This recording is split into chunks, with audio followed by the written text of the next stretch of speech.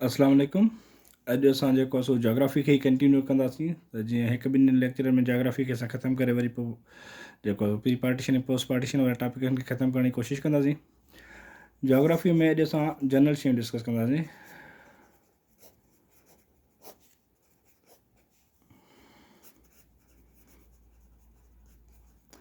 Geography of Pakistan. ठीकु आहे, सभ खां पहिरियों त असां डिस्कस कंदासीं त जेके पाकिस्तान जो टोटल एरिया केतिरो आहे, इहा बि त असांखे ख़बर हुजणु खपे। पाकिस्तान आहे त पाकिस्तान जो टोटल एरिया केतिरो आहे। पाकिस्तान जो टोटल एरिया जेको आहे सो शुरू खां वठी असां पढ़ंदा था अचूं केतिरो आहे, 7,96,096 स्क्वायर किलोमीटर। इन ते MCQ अची सघे थो, what is the total area of Pakistan. त जिथे 7,96,096 हुजे उनखे तव्हां जेको आहे सो सर्किल कंदव या टिक कंदव। ठीकु, हाणे पाकिस्तान खां पोइ जेको आहे सो अची था वञूं पाण त पंजाब जो टोटल एरिया केतिरो आहे। पंजाब MCQ ईंदो अथव हिन ते, पंजाब जो, सिंध जो, कॾहिं कॾहिं अफ़गानिस्तान जो, बलूचिस्तान जो, उनजो पुछंदा आहिनि। हाणे पंजाब जो जेको आहे सो तव्हांजो आहे 205,344। सिंपल तव्हां इहे यादि कयो, 205,344 स्क्वायर किलोमीटर। पंजाब जो एरिया छा आहे, 205,344 स्क्वायर किलोमीटर। ऐं सिंपल हाणे उन खां पोइ तव्हां अची वञो सिंध ते। सिंध जो तव्हांजो आहे जेको आहे सो 140, 190, घणो, 140, 190 स्क्वायर किलोमीटर सिंध जो टोटल एरिया अथव।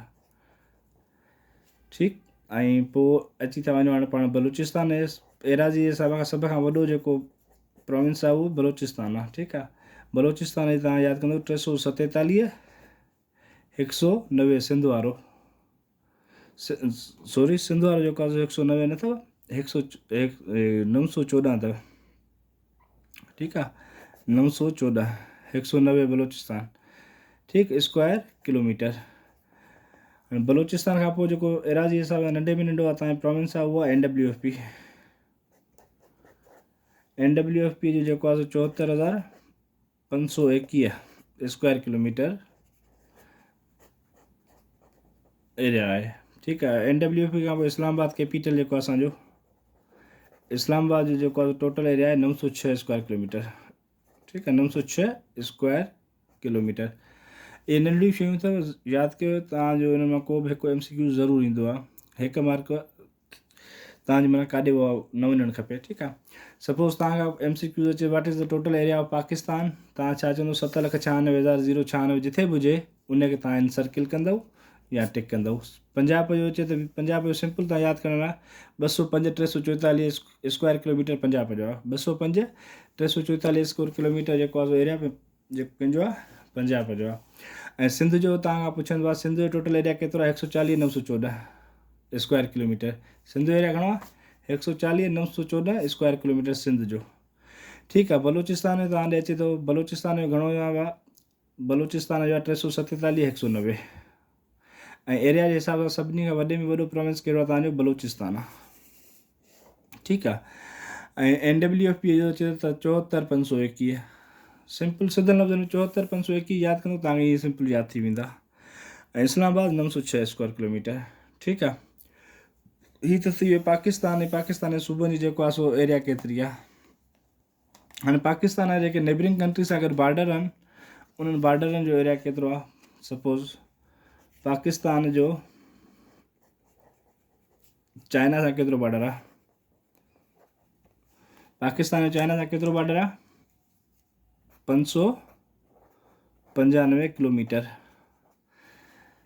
MCQ तव्हां वटि अचे थो what is the border, how many kilometres Pakistan share border with Iran. त तव्हां सिंपल चवंदो Pakistan share border with Iran 595 kilometres. ठीकु आहे, पाकिस्तान जो ऐं चाइना जो 595 अथव। अफ़गानिस्तान जो जेको आहे so the border between Pakistan and Afghanistan is घणो, अफ़गानिस्तान जो पाकिस्तान सां अथव। हाणे हिन बुक में किन में वेरी कंदो अथव, कंहिं में ईंदो अथव 2250, कंहिं में 2252 ईंदो आहे। ठीकु आहे, हाणे उहो तव्हां हुते ऑप्शन ॾिसी सम्झी वेंदो। जेकॾहिं 2250 आहे त 2250 इन सर्किल कंदो, जेकॾहिं 2252 आहे त 2252 तव्हां इन सर्किल कंदव। ठीकु आहे, ऐं पाकिस्तान ऐं अफ़गानिस्तान जे बॉर्डर खे जेको आहे चवंदा आहिनि ड्यूरेंट लाइन। छा चवंदा आहिनि? Durand line. इहो MCQ अक्सर ईंदो आहे।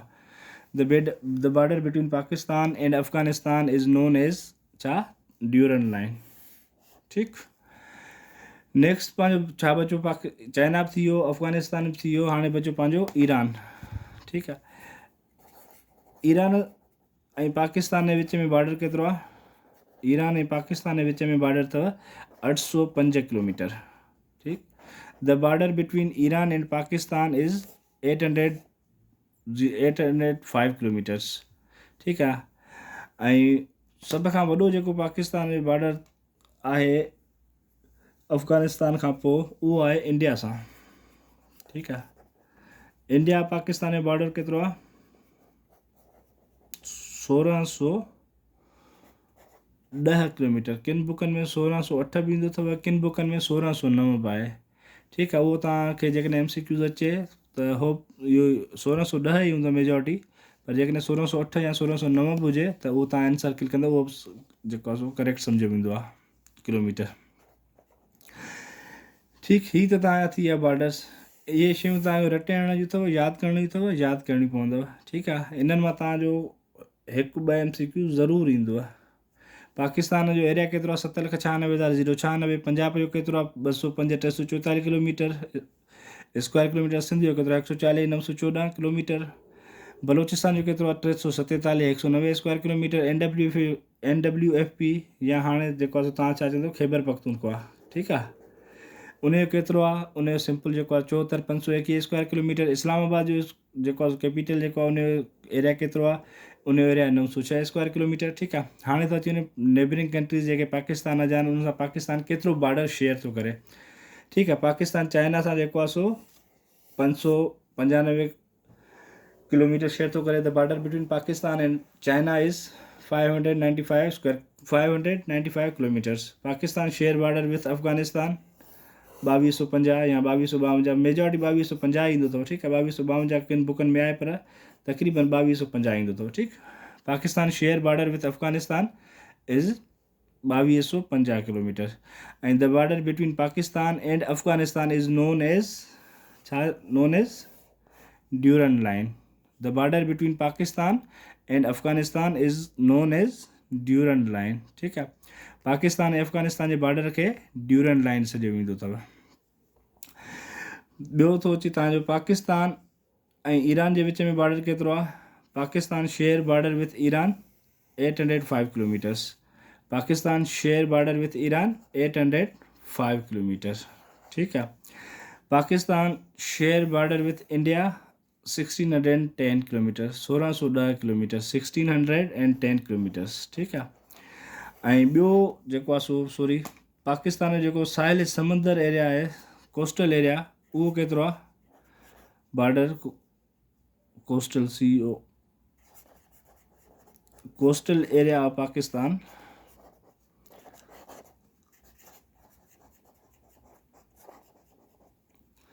जेको साहिल समंदर सां गॾु हले थो, समुंडी पटी सां गॾु हले थो। ठीकु आहे। जेके सामुंडी पटी चवंदा आहियूं, उहो केतिरो आहे? पाकिस्तान जो जेको आहे सो कोस्टल एरिया अथव 1046 किलोमीटर। 1046 किलोमीटर जेको कराची खां शुरू थिए थो, बलोचिस्तान, गवादर, गडाणी, ठीकु आहे, ओरमाड़ा, पसनी, इन्हनि एरिया सां गॾु वञे थो। उनखे चवंदा आहिनि कोस्टल एरिया। ठीकु आहे। इन ते बि MCQ अक्सर ईंदो अथव। The coastal area of Pakistan is, उन में ऑप्शन को 1050 हूंदो, 1058 हूंदो, 1010 हूंदो। जिथे बि 1046 हुजे तव्हां चुप करे 1046 खे इन सर्किल कंदव। ठीकु आहे। हाणे इहे तव्हांजूं जनरल शयूं आहिनि जेके तव्हांखे पहिरियां ईंदियूं हूंदियूं, पर वरी तव्हांजी जेको आहे रिपीटेशन थी वेंदी। ठीकु। पाकिस्तान जी जोग्राफी जे बारे में तव्हां मैप पढ़ियो, नक्शो पढ़ियो, ऐं जेको आहे पाकिस्तान जो टोटल एरिया केतिरो आहे, सिंध जो टोटल एरिया केतिरो आहे, पंजाब जो टोटल एरिया केतिरो आहे, बलोचिस्तान जो टोटल एरिया केतिरो आहे। हाणे हिननि खे MCQ पॉइंट ऑफ व्यू खां ई अची सघनि था। नोट्स त ख़ैर मां तव्हांखे MCQ वारा शेयर कंदो आहियां, पर जेकॾहिं वधीक वरी बि तव्हांखे नथा सम्झ ईंदा, हिते डिस्कस कंदासीं। डिस्कस करण सां उहे शयूं वधीक क्लियर थी वेंदियूं आहिनि। ठीकु आहे। सपोज़ हाणे पाकिस्तान जे एरिया मां हिन मां MCQ अची सघे थो। पाकिस्तान जो जेको आहे the total area of Pakistan is किथे हूंदो 7,96,096, किथे हूंदो 7,98,095, को ऑप्शन हूंदो जेको आहे 7,20,000, जिथे बि 7,96,096 हुजे तव्हां उनखे चुप करे इन सर्किल कंदव। The total area of Punjab is option हूंदा तव्हां डिफरेंट, जिथे 20, 205, 344 हुजे उनखे तव्हां इन सर्किल कंदव, तव्हांजो करेक्ट आंसर थींदो 205, 344 स्क्वायर किलोमीटर पंजाब जो एरिया आहे। सिंध जो एरिया घणो आहे 140, 914 स्क्वायर किलोमीटर। बलोचिस्तान जो एरिया केतिरो आहे 347, 190 स्क्वायर किलोमीटर। KPK जो एरिया केतिरो आहे 74, 521 स्क्वायर किलोमीटर। ठीकु आहे। इस्लामाबाद जो जेको आहे सो टोटल एरिया केतिरो आहे 906 स्क्वायर किलोमीटर। ठीकु, इहो क्लियर थी वियो तव्हांजो MCQs पॉइंट ऑफ व्यू खां। MCQs पाकिस्तान जे बॉर्डर्स जे बारे में जे ईंदा आहिनि, Pakistan share border with China dash kilometres, या हेठि ऑप्शन हूंदा A ऑप्शन हूंदो, B हूंदो, C हूंदो, D हूंदो। ठीकु आहे। जंहिं बि ऑप्शन में 596 या 595 हुजे, ठीकु आहे। किन बुकनि में 596 बि अथव। ठीकु आहे। जंहिंमें 595 हुजे या 596 हुजे तव्हां बिस्मिल्लाह करे उनखे इन सर्किल कंदव। ठीकु आहे। Pakistan share border with Afghanistan 2250 kilometre. Pakistan जो ऐं अफ़गानिस्तान जो बॉर्डर घणो आहे 2250 किलोमीटर। ठीकु आहे। ऐं पाकिस्तान ऐं अफ़गानिस्तान जे बॉर्डर खे छा चयो वेंदो आहे? Pakistan and Afghanistan border is known as Durand line. ठीकु, पाकिस्तान ऐं अफ़गानिस्तान जे बॉर्डर खे ड्यूरेंट लाइन चयो वेंदो आहे। ठीकु आहे। इहो हिकिड़ो एग्रीमेंट थियो शाह ऑफ ईरान ऐं हिन जे सर ड्यूरेंट जे विच में, जंहिंमें जेको आहे डिमार्केशन कई आहिनि। त पहिरियां इहे बॉर्डर लाइन्स न हूंदियूं हुयूं। इवन हाणे जेको आहे सो इहा तारूं या वग़ैरह हाणे आयूं अथनि पाकिस्तान ऐं अफ़गानिस्तान जे विच में। हींअर बि जेको आहे बॉर्डर न हुयो, पर हाणे डिमार्केशन थी आहे। ठीकु आहे। उनखे चवंदा आहिनि ड्यूरेंट लाइन। ऐं Pakistan share border with Iran 805 kilometres. ठीकु आहे। हाणे पाकिस्तान जो ईरान सां जेको आहे सो बॉर्डर 805 ऐं इंडिया सां 1610। इंडिया सां पाकिस्तान जो बॉर्डर जेको आहे सो थर मां बि मिले थो, पंजाब मां बि मिले थो, ऐं जेको आहे सो काफ़ी चइनि जॻहियुनि तां जेको आहे सो मिले थो। कंहिंखे जेको आहे रेड क्लिफ लाइन चवंदा आहिनि, कंहिंखे 7 पैरेलल लाइन्स चवंदा आहिनि। उन्हनि वरी बॉर्डर्स जा डिफरेंट नाला आहिनि। ठीकु आहे। उहे नाला जेको आहे सो उन्हनि मां को हिकु अची बि सघे थो, उहो मां तव्हां MCQs में बुक में शेयर कंदुसि। उहे उन तां तव्हां जेको आहे रिवाइज़ कंदो, इनशाला उन्हनि मां तव्हांजूं उहे शयूं कवर थी वेंदियूं। ठीकु आहे। हाणे जेको नेक्स्ट टॉपिक असां पढ़ंदासीं उहो इम्पॉर्टेंट अथव, माउंटेन जे बारे में अथव। ठीकु आहे। उहो टॉपिक तव्हांजो आहे जोग्राफी ऑफ पाकिस्तान सां रिलेटेड ई आहे।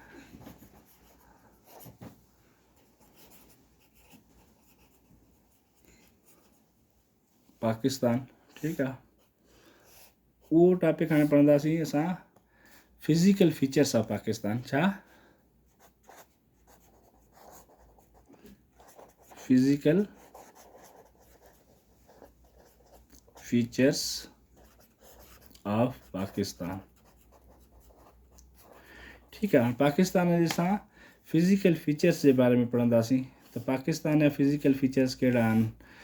पाकिस्तान में किथे पहाड़ कहिड़ा आहिनि, दोआब छा चइबो आहे, समुंड किथे आहिनि, दरिया किथे आहिनि, हाईएस्ट पीक्स कहिड़ियूं अथसि, केटू जी हाइट केतिरी आहे, केटू कहिड़े पहाड़ में आहे। ठीकु, इहे शयूं जेके आहिनि पाकिस्तान जे फिज़िकल फीचर्स में अची वेंदियूं आहिनि।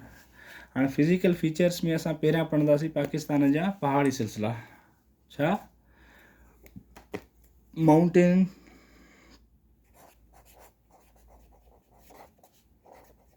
Mountainous regions of Pakistan.